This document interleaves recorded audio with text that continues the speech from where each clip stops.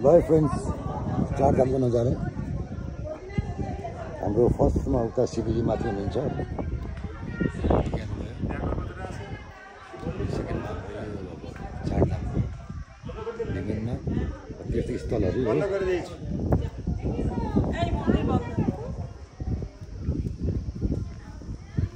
यसरी हेर्न सक्नुहुन्छ, एकदम रमणीय दृश्यहरू छन् यहाँ।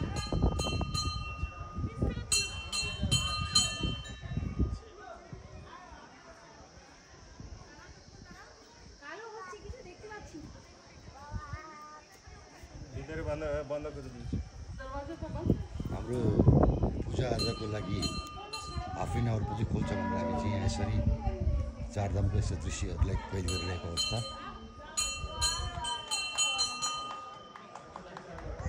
एकदम राम्रो रमाइलो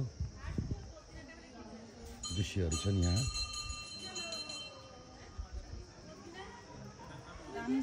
पर्यटकहरू पनि उत्तिकै मात्रामा हुनुहुन्छ।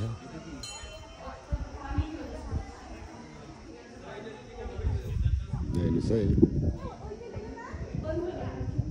चारधाम।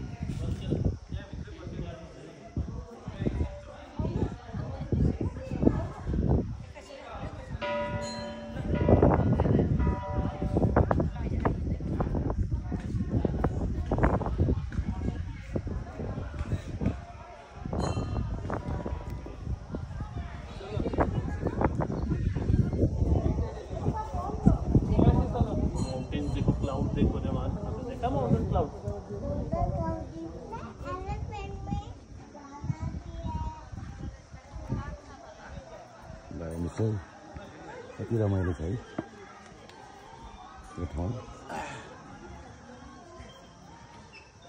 यहाँ चाहिँ को बाबा हुनुहुन्छ मैले चिनिनँ है, स्ट्याचु पनि रहेछ। यहाँबाट चाहिँ हाम्रो चारधाम बाबा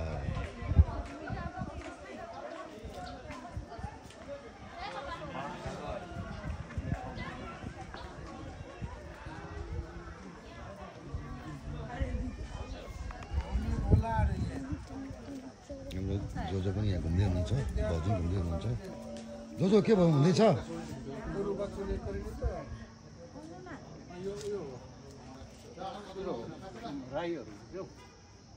ए राईहरूको त्यस्तो लाग्यो मलाई भन्नु काँडे।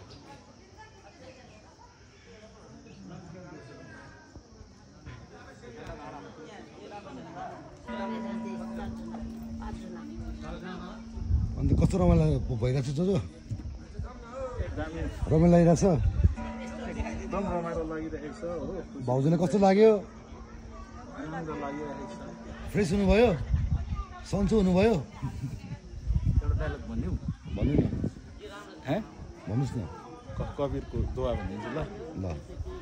मन में खोटो भरी और मुख में हरी, फिर मंदिर जाने से क्या फायदा, मैल मन का न धोया बदन धोलिया, मैल मन का न धोया बदन धोलिया, फिर गंगा नहाने का क्या फायदा। मन्दिरमा चाहिँ चोखो मनले आउनुपर्छ, एकदम सच्च हो।